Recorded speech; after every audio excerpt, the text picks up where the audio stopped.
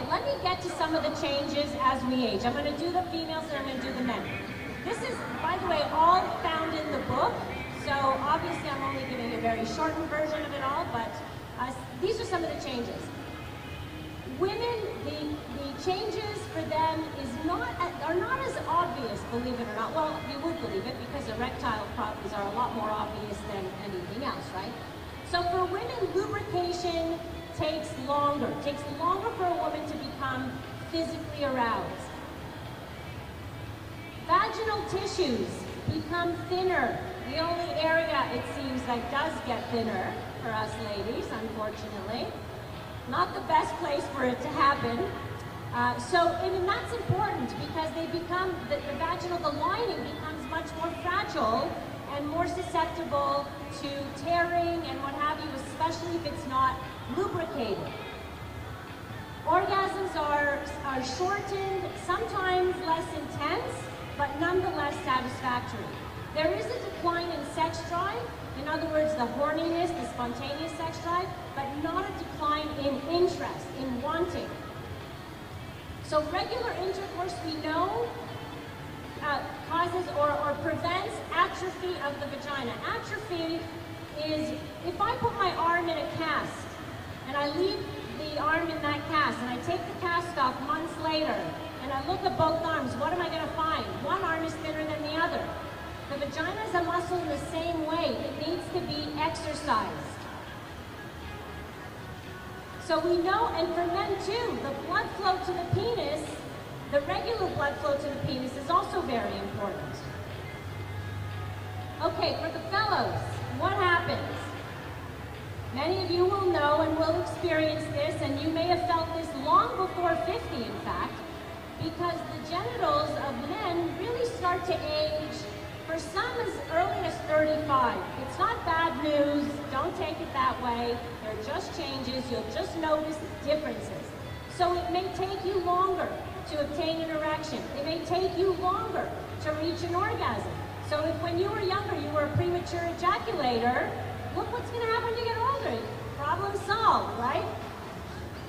Your refractory period is longer. What's a refractory period? It is the time, the recovery time that you need between one sexual experience and another sexual experience, one ejaculation to the other. When you're young, you can have sex and ejaculate 10 times. When you're older, you may need a couple of days, in between. It's okay, no problem. The intensity of the ejaculation also diminishes as you get older. And what I mean by that is, when you're young, and I don't know if you guys played this game with your friends, but who can shoot the furthest, right? Well, when you're young, you try to hit the ceiling. When you're older, it kind of dribbles out sometimes, and that's okay too, all right? That's just part of aging. Doesn't mean you don't feel good. You lose your erection more rapidly after ejaculation as well. So trying to keep it going and doing it a second time in a row just might not be the thing to do. For men too, by the way, their drive diminishes, but not their interest. And when I'm talking about drive, I'm really talking about that horny feeling like, I'd like to stick it somewhere, that kind of like, I need to do it like now. That's not going to happen anymore, or may not, for some anyway. Again, we're generalizing here, but the fact that you may not get horny all the time doesn't mean you don't think about sex. And that goes for women, right? So what do you have to do to take care of yourself? Develop a good attitude. Evaluate your priorities if you're in a relationship. Please be explicit about your needs, about your desires, about your wants. Your partner is not going to guess what you need. And some of us in the older generation have a lot of shame about sex. We grew up with that shame about sex. We gotta let that go. We can say screw it after 50. Who cares what people think, right? It's okay. Learn to establish intimacy on very different levels. It's not just, again, about intercourse. If you've always been doing the same old, change the script. I have all kinds of chapters that give you ideas about things that you can do differently. If you need hormone replacement, go for that. Discuss with your doctor. And if you need therapy, that's okay too. I'm a sex therapist. I see couples all the time. There's no shame in seeking help if it's something you can solve, all right? Okay, so how do you make it the best? You inform yourself. Find out the information, because we are not as young, or we're not the same sexually as we were when we were younger. Some of the changes we experience are inevitable, like death and taxes. Sorry, but we age. Those are inevitable things. Sex is much more than intercourse. Remember that. We also need to understand gender differences. I wrote a chapter for women and one about men, and you each have to swap it. The men have to read the women's chapter and the women have to read the men's chapter. Very important that we understand that we're not built the same. And our desires, the way it's triggered is not the same. We need to accept that. Not that we're from different planets necessarily, but there are differences. Have open discussions about sexuality. Really listen. Talk about your needs. Adapt to the changes brought on by aging. Play around with positions. Use props, pillows, sex swings. Those are fun too. Spend more time on foreplay. And please use lubricants. The most important thing you can do, as women, you must lubricate that vagina. If you need estrogen-based therapies internally, that's fine.